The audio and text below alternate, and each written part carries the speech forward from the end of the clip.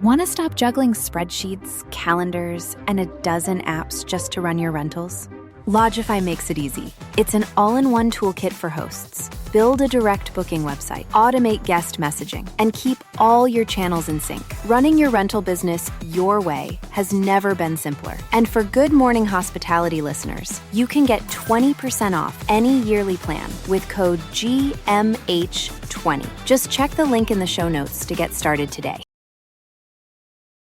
Hey everyone, I was hoping to get this message put together sooner, but things like this unfortunately take time to set up. I just want to say that the acts of war against Ukraine break my heart, and I know as a prior service member myself that my thoughts and prayers go out to everyone who's fighting the fight that they really shouldn't have to. That being said, we have been working behind the scenes with all of our podcasts and podcast partners to put a fund together in order to pay for any refugee housing and other needs that go alongside that, like food, water, and any clothing needs. Internally, many podcasts in the Hospitality FM network have voluntarily given up sponsorship money in order to donate to the cause and are working on a unified message in order to spread throughout all of our podcasts. So this is me calling out to all of our property manager friends, industry experts, and anyone knowing of those providing lodging for Ukrainian refugees seeking safety. You can contact me directly at will with one L, WIL at slicktalkmedia.com. We have an internal document that is being updated in real time. So if anyone could share this message within your network, we'd greatly appreciate it. I'm also placing in the show notes a link to our GoFundMe and landing page for Rentals to Rescue. That's rentalstorescue.com, where we're putting funds together in order to, again, provide finances for any of these lodging and relocation needs.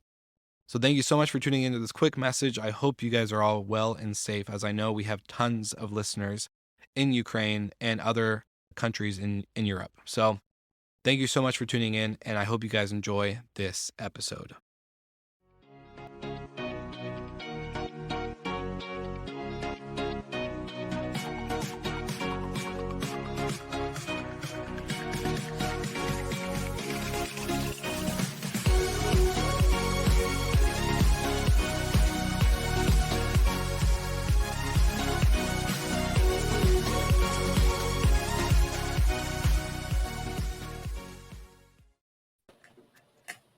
Good morning. Good morning. Morning. Look at this hoodie of Mr. Slickers. I'm gonna stand up on my tippy toes for people to see. Yeah, that's nice.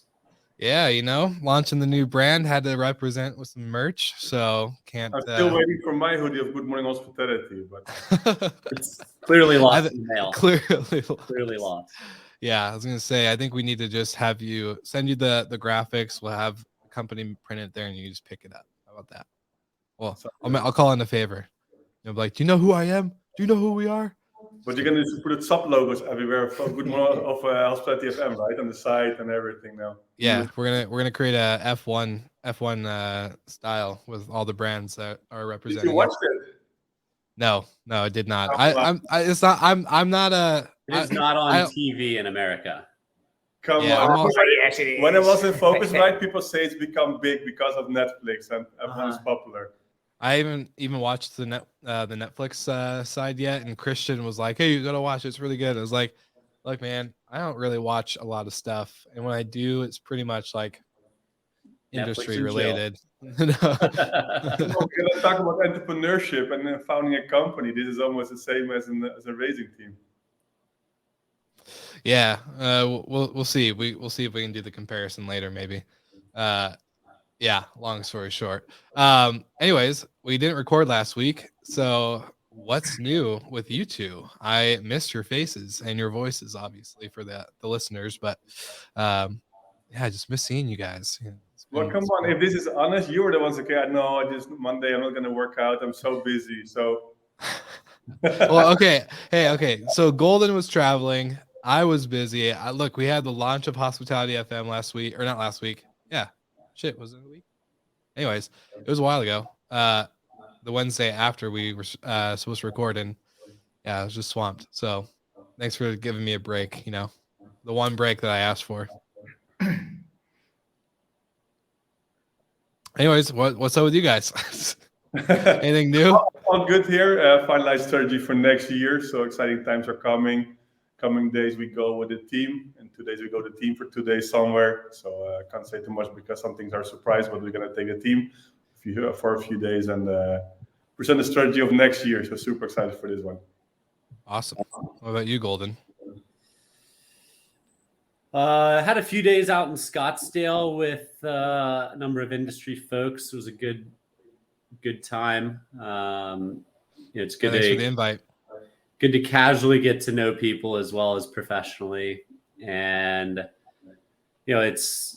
there's just so much excitement and energy around the short-term rental space and so much money continually flowing into it. So really cool to be around so many leaders of the space. Not Golden, but Ross, you have a friend with you. So why don't you introduce who you got next to you side by side? It's rare that we can do some. By himself, but it actually is the founder of Tip Hospitality, which is a partner of Bidroom. But yeah, correct. So I just flew in today from the UK, as well Dutch nationality. So we're very proud what happened obviously yesterday. So we definitely watched the Formula One races. I launched the Tip Hospitality about 4 months ago.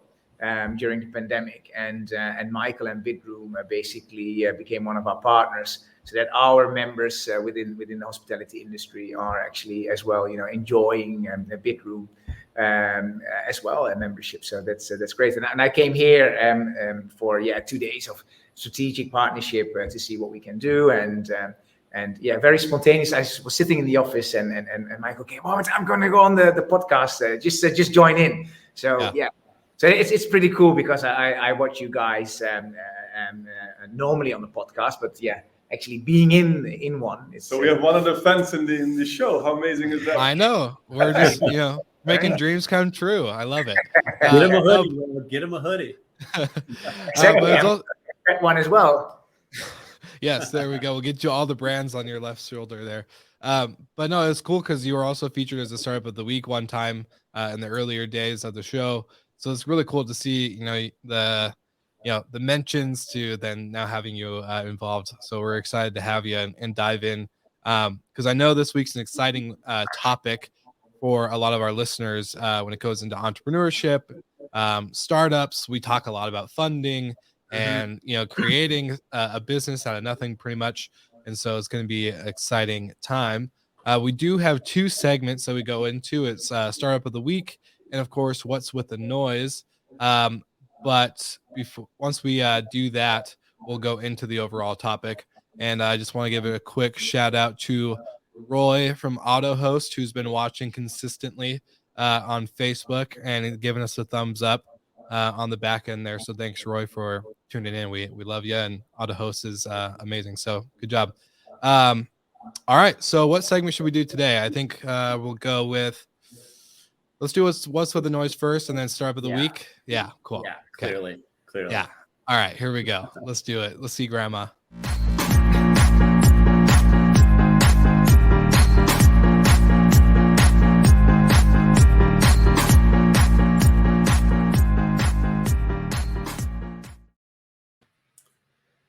Good morning. Good to be back after a week of being away. And in that week away, we saw Vacasa go public, and it was all over everybody's feeds, I'm sure.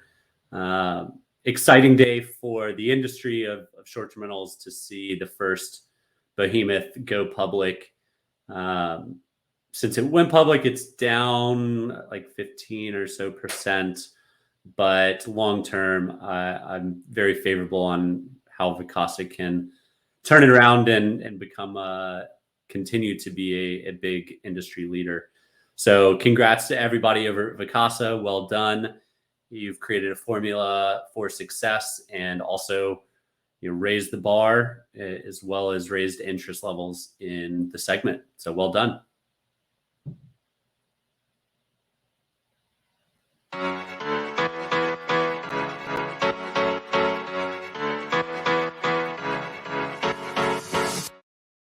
Good morning. This week it's ASL, the startup of the week. I never heard about them before, but actually they raised $25 million, so pretty impressive. And what I understood is actually they're building a platform what you can use and actually use their technology, their infrastructure to sell your own tours and build your own platform there. So 25 million of investments, so pretty large round. I think they're London-based. Impressive. So guys, good luck. And I do believe this whole platform economy is changing a lot, and we might have something interesting to announce in a few weeks, but I'm not going to share this now with you. That's the start of the week. It's actually interesting to see what is happening in the industry. I just shared a post today on LinkedIn, also regarding F1 and startups comparison. I hope some of you watched yesterday the racing of Max Verstappen. Actually, I made this comparison before.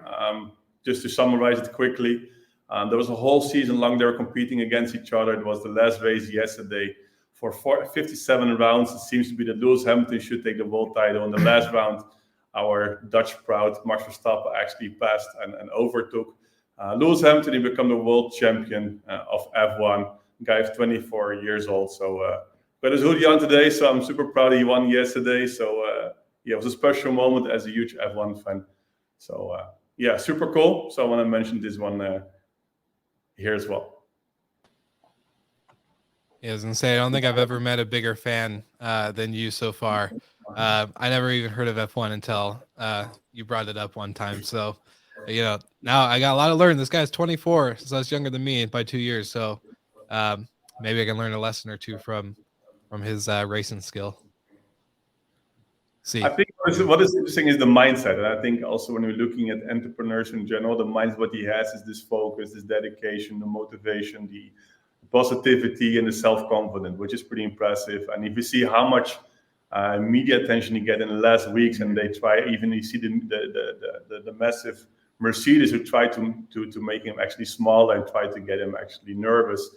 He didn't break, and it's pretty impressive when you're 24 years old and actually fighting for a world title that you're so sharp. So that's most impressive. Yeah. And I think we talked about this when we first started Good Morning Hospitality, or at least, because we started in the pandemic. We called them COVIDpreneurs, right? The amount of businesses that started right in the middle or in the early days of the pandemic. I think a lot of people, granted, we did go over statistics on how many would fail, probably stop. They filed for a business license, but did they actually continue to create a product or a service that was scalable? But I think that just shows like that mindset right there when it comes to, the world is completely unpredictable right now. You can't be like, I'm going to start a business when nothing is the same. We're gonna go day by day and just figure it out. Like a lot of people, that mindset is a very challenging mindset to start into. And so the fact that happened in the early days of COVID, I don't know. I think it speaks a lot of the awakening of people being unhappy at their job or, unhappy with their current life, on what they're doing. They didn't find purpose. So a lot of that goes into mindset. So Martin, how did you end up in travel? And then how did you end up founding a travel-based company? As well, during the pandemic, obviously, I was 19 years within hospitality industry, general manager in my previous job for a big corporation, Marriott, that went over with Starwood as well, and during the pandemic, I saw that a lot of things have changed, and I've opened hotels, restaurants, etc. And actually, the issues that we saw already before the pandemic of in fluctuations of occupancies within hotels, restaurants, and venues, even got much stronger with the pandemic. So when we did start, I must admit that we didn't expect that the pandemic would be so long. After a couple of months, you think, we're going to reopen again. And in the summer, a year and a half ago, I thought, okay, this is the moment to step in. And then we went into a lockdown of 5-6 months. So it delayed everything. And I think that makes it extremely tough. I don't know what the figures were that you mentioned, how many startups will fail or will not continue. Probably it was good that I didn't follow that podcast. Otherwise, I probably have been already packed my bags. But I think that one of the key messages, what we've learned is that our focus at one point was like, okay, this and this is what we want to do. We want to help hospitality professionals and the companies to drive more footfall on the lower demand days. But then you have to shift the mindset as well, as where we saw that there was actually another big problem, and that's the staffing. That we've seen that there is just a lack of staff. So you have to change your mindset, even though you think, okay, this is what I want to do. We've changed our aim 2 or 3 times. And I think that's when you have a startup. I think it's very important to work with founders or, in your team with a mindset that you can adjust. So don't only go left, but, you want to go to right. And I think that is what I've seen is that with great leaders like as Michael, when we were speaking about, about our product and what we are doing, is that you help each other out. You've been going through this for 7 years and changing mindset. So I think try to get people around you that are experienced, and that really helps you to get in there. So it's That was my next question. Did you start this on your own, or did you have a co-founder that kind of balances out your skill traits? Yeah, so we have 2 other co-founders, everybody in their own, professional. So one is more looking at the finance part, and the other one is extremely great in marketing and does our branding and social media. So really creating that community, and I'm basically in the middle saying, okay, strategies, but as well partnerships, how we can grow the business, and from day one we've tried to look at global partnerships, because our aim is to scale and not to stay only within the UK, but directly from day one, it's about, okay, who can you work with that eventually on the long term can be very beneficial for you. So that's important. And and then it's adding, advisors and adding people that you miss in your own team. Yeah, I relate to that really closely, because I think in the beginning of the podcast for me, not just Good Morning Hospitality, but the other one was, I had a lot of one-off partners, right? They wanted to join in for an episode or 2 or whatever. But I found the long-term strategic play was, I don't want to partner with people one-off. It's not consistent. It's not sustainable. But partnering with companies that can come along for the journey, that can be a part of the process and are growing with you in a lot of ways, but that have that same mindset of being able to change your mind if things aren't working out the way you planned it. It's okay to pivot. It's okay to try something new. And I think a lot of people understand that, especially in the startup world. We talk about startups all the time. And so I think that's for me, that's the most relatable thing, is the long-term partnership plan is way more sustainable. And I think, the way you're looking at it is totally 100% correct. And well done. Shout out to Andrew McConnell real quick. But one of the things that stuck with me when I was over at Rented years ago was, when you're starting a company, you wear 5 hats, right? Maybe more. But as you grow, you take off 1 hat at a time until you're doing what you're best at. And you go in order of, I'm worst at technology. Let me hire a tech person. I'm worst at finance. Let me bring in a financial person. So you just slowly start taking these hats off one by one. When you're launching, you're wearing all of them. Yeah. And I like that you're the co-founder. Oh, sorry. Go ahead, Michael. No, but it's really the case. I remember the early days also of Bidroom, when you had a super small team. When you're just starting, then you might build a team of 4 or 5. You're just reaching out to hotels. I was making Photoshop of the website, etc. Now we have close to 90 people. 95 people. So on the other hand, you have, for everything, you have somebody. I do miss those times sometimes, because it's completely differently, to be honest, because it's nice to be really on top of the things. And I remember the days when I was reaching out to the IHGs and going to visit those hotels, try to convince them why they should join Bidroom and making the Photoshop. It is different now. I still enjoy it a lot, but it's a different phase. And I think you have to, and I think for you see that sometimes in founding teams, not everybody's ready for a second phase, and especially when you get investments, things are changing.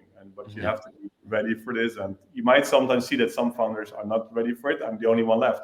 But we started with 3 guys. I'm the only founder left. So things are changing. Well, can I ask you 3? So Michael, and Martin, the triple M. threat over there.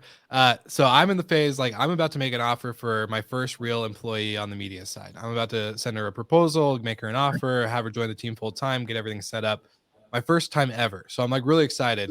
But you guys have both, one, Martin and Michael Ross, started a company where, just 2 to 3 people, maybe just yourself. Golden, you were early days with Rented, early days with NoiseAware, and now you guys are at a big team scale where Michael Ross, you said 90 people. Golden, I have no idea how many. I meet a new NoiseAware person like almost every other day. And Martin, you guys are growing your team. So what's that? Just walk me through that journey. Maybe go down memory lane. Compare the two. Like, can you even compare what it's like from early startup to now being in that point where you have a full-fledged team behind the power of the mission? Well, I still remember for my first company, I still remember the first employee, Benjamin. Then for my second company, Travel Service, I still remember Silvana. And even for Bidroom, it's Thomas. He was our first employee, actually. And actually, he still works for us. So he was actually joining it was the first employee. That's special. So it seems also, okay, they're loyal to what we're doing. But it's a special moment. I remember the first employee, which I really hired from my first company, was special, right? It was, okay, it becomes real. Right? I had this feeling, okay, now it was a one-man show, and then it becomes a real company. So those things are exciting. If I just advising a startup, just do it, right? Just go for it. And as soon as you have number one, number two will follow soon. And before you know, you have maybe a few people. And it is also really nice to have a team around you because you can challenge each other, you can learn from each other. So in every success, there's a team behind, right? And again, if we go to F1 back, you see that's all about a driver, Max Verstappen, but there's 1,300 people working with him. And it is always team effort, and together you're stronger. So just indeed hire. It is, and because also with more people you can come further, right? You want to go scaling, you're launching your new brand now, and if you want to make it successful and take it to the next level, you need people. Mm-hmm. For sure. Golden, What about you? Tell me the early days to now. Can I give us your journey through that? Sorry. Oh, wait. I think I said Golden, right, Michael? Sure. Yeah. Sorry. There's too many M's in this room. Your first hires still need to be utility players, right? Mm-hmm. It's only until you get later and later in the business cycle that you're hiring specific specialists, right? Mm-hmm.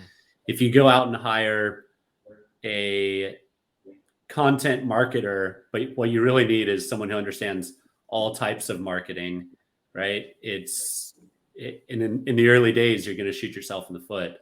And to Ross's point, there's people for every phase of a business. There are startup people, and there are people who are not startup people.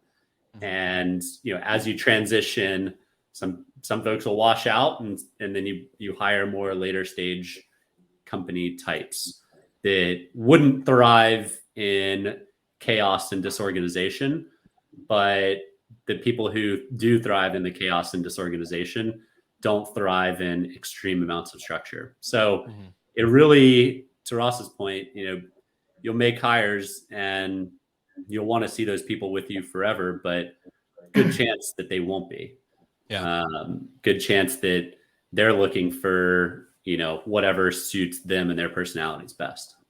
Well, it's a big shout out to Steve Trover with Better Talent, because it's a conversation we had not too long ago when we were talking about this. So yeah, I totally agree. Martin, what about you, man? Tell me your guys' experience with all this.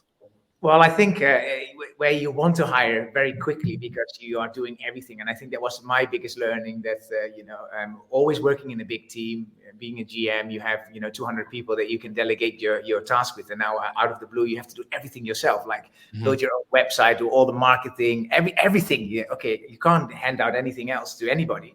And in the beginning, you have no money to actually hire somebody in as well. So luckily, with the pandemic, we took it in our advantage that a lot of people have lost their job during the time, or they were on furlough, or they, didn't have a full-time job at the moment. So we were able to actually have a lot of people for a couple of hours a week and said, oh, Matana, who were normally in my team, who worked with me before, they said, I would love to help you out. So we utilized that for the first couple of months. A lot of people just, helping us out. Very often it's on commission basis. If they are successful, we can pay. And this is how you grow. But I think it's exactly what you say, is that you need to find somebody that really fits that, that profile, who wants to do that startup, because it's not 9 to 5. You have to, it's not like, okay, this is your job description and this is what you're going to do.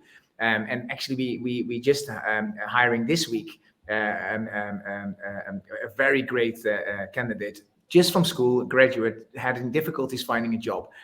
So obviously helping us out, and we can help her out. But yeah, really finding. But why we wanted to hire her was really because of her mindset. She was keen to learn more about startups, about marketing, assist us with us, and this is how you can grow. So yeah, it's not directly somebody with a lot of experience, but every help in the beginning, helps us again to focus on some other things. But I think hiring the right people is extremely important, with the right attitude. Yeah, that's a good point, and it jogs the memory of, like, when I joined NoiseAware, I wrote my own job description, right? versus everyone who joins now, it's like, these are the tasks you're doing and that's it, right? You stay in this box. So you'll go through this transition of, I need someone to do this. You write your job description, tell me what you're going to be doing, and then we'll see if that aligns with what we need you to be doing and what you want to do, your skill set, what you want to learn. But yeah, as you get later and later and more employees, you can't do that anymore. Well, I think not many people who start in Bidroom, they still have the same role, same job, because during this, you can see, okay, they have different kind of, or maybe they have more value. They say, okay, I would like to move somewhere else. So you can see actually they might fit better somewhere else. So I think not much people actually, they're still on the same role when they started actually in here. So somebody's joined for sales as a director of operation. Christian from the show, he joined the biz dev team actually. Now he's just taking care of the events and the podcast, etc. So a lot of things are changing. I think that's good. I think you should see this flexibility, and if you see the people fitting somewhere else, why not? And things are changing anyway constantly. You can see the same. Before we had a marketing team, we don't have a marketing anymore. We moved completely to business development. People are getting different roles. I think as a company, you have to be, especially in a startup, you have to be agile, able, and flexible, right? You mentioned flexibility so many times in the last 1.5, 2 years, but I think the same for when you're working for a startup, you have to be flexible. Some things you have to move all of you to the left. Sometimes you see things are changing. Okay, maybe we implement a different business model, different strategy. Everybody goes to the left. We saw it. We had people focusing on user acquisition. Then it was March 2020. They completely stopped user acquisition, focused completely on the hotels. People were reshifting, and people loved it, right? It's okay, and keep this flexibility. Same in our engineering team. We don't have people specifically on a task. We have a team, I think, of 50 developers, and they're changing tasks all the time, and it keeps them actually motivated. And that's why I think the culture is super important, right? And even though how difficult it is, I just said we're taking the team for a few days somewhere. And this culture is really, really important. That you have need the same mindset and the same, okay, let's go for it, because it is different, right? Things are less structured than in a corporate company, but much more fun. And I agree. I think that's the great thing, what you mentioned there, Michael, is that culture. And I think that's the great thing. But what I'm looking forward to is that we're hiring more people and setting your own culture. I come from a corporate background where it's always already there is a culture, and you have to adapt to a different culture. And you can obviously put your own spin to it. But I think that's the great thing, that people, that you create that culture that is really yours, that you believe in, your values. I think that's something really cool. But Will, for how did this for you? Because years ago, of course, you were also GM. You were now in that. You're really growing your business. You launched Hospitality FM. It's a new venture. It's a lot of attention in media in the last days. So well done. Thank you. But for you, it's also, of course, different. I think 2 years ago, it was still, you were in a different situation. Now you're just launching Recreation Rentals, Hospitality FM.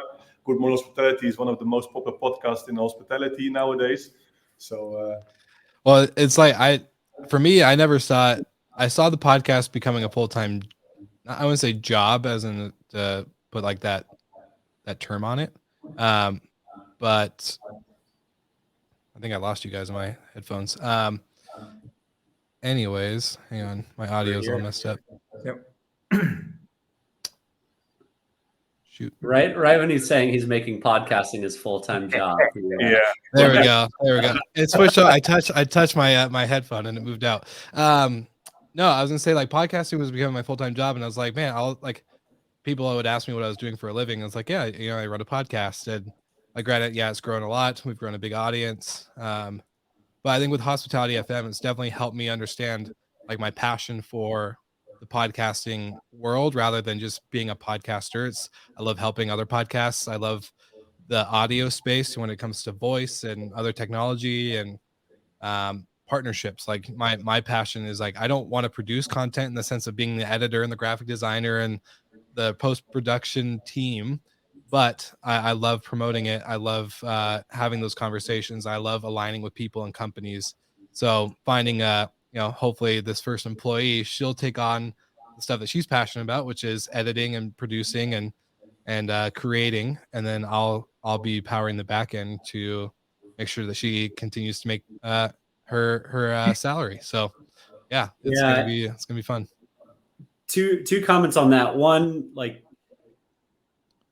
when you're selling your business, you're selling your story, right? Mm-hmm. And so we heard Martin's a few minutes ago, and we've heard Ross's a bunch. But Will, like you're on this journey of, I started a podcast and then I got a lot of traction, and then I had a bunch of people asking me to collaborate, and then you built Hospitality FM. That's the type of thing that investors look for when they're funding businesses, is somebody who sees opportunity and navigates through it, not so stuck on their one singular business model that they won't see other opportunities ahead of them. Not to overlook, like constantly pivoting and changing is a terrible, terrible thing. You should not do that. But being able to see the next steps is important, and super cool to see Hospitality FM get launched. Investors are super proud, but indeed, investors are investing in people. They're not investing in the ID, they're investing really in people. That's so important that people are actually making this work. And again, super shout outs to Will, super excited for Hospitality FM. But Michael, the other question, do you ever tell people when it's pretty cool to say that you're a podcaster, right? So if you're just meeting people, say, yeah, I'm a noise aware, I'm a pro podcaster. You just never mentioned this. I know it's cool. I say it to the kids, but when it does, and people like they kind of laugh and they're like, no, like we get like 12, 13, 1,400 listens a week. It's not nothing, right? We've got a good audience, and it only continues to grow each week. So shout out to everybody who's listening. Martin, tell all your friends. I do it. I actually, especially to the kids of Naomi, so her classmates of Naomi, of my daughter. Actually, it's super cool to say that her dad is a podcaster. So I think they just know I have a podcast. They don't even know what I'm doing else, but for them it's cool, right? So my nieces that live in Florida, my contact on their phone is Slick Talk. That's all it is. They don't know anything else. So it's pretty funny. Okay, so normally we do whose brand is it anyways? I was not Marriott now. Come on, otherwise I was gonna say I can't do Marriott and I can't do IHG with you two. I actually didn't pull Best Western. You got it. That was it. about time you got one right. Finally got one right. But you're right again, Golden. Yeah, but we have to wrap up the show here. So I want to give out one quick shout out to our sponsor, Journey. Journey is an awesome, not only a platform, but they're an operator. So they manage multifamily buildings, apart hotels, all these good types of experiential stays. So check them out at Journey, JURNY.com. And Martin, my man, where can listeners find out more about you? Obviously, we'll put it in the show notes, but for anyone who wants to know about Tip Hospitality, where can they go? Where can they follow, like, and subscribe and all that good stuff? Yeah, perfect. So it's on the website Tip Hospitality. So super easy. It's not about always tipping, but it's sharing experiences. So that's the community that we created. Where do you want to go? Where can you get discounts, etc. So we're on Instagram, very lively, bold, and really a community that you want to join, even if you don't always go out. So yeah, tiphospitality.com. That's where you can find us. Awesome. Well, like I said, everything will be in the show notes there for you guys.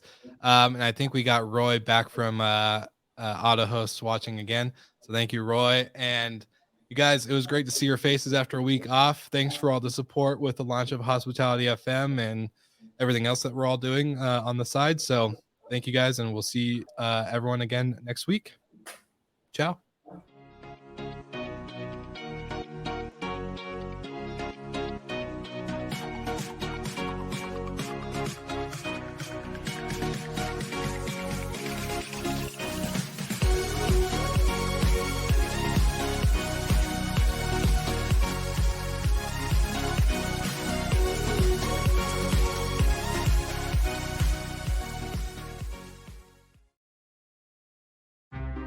Want to stop juggling spreadsheets, calendars, and a dozen apps just to run your rentals? Logify makes it easy. It's an all-in-one toolkit for hosts. Build a direct booking website, automate guest messaging, and keep all your channels in sync. Running your rental business your way has never been simpler. And for Good Morning Hospitality listeners, you can get 20% off any yearly plan with code GMH20. Just check the link in the show notes to get started today.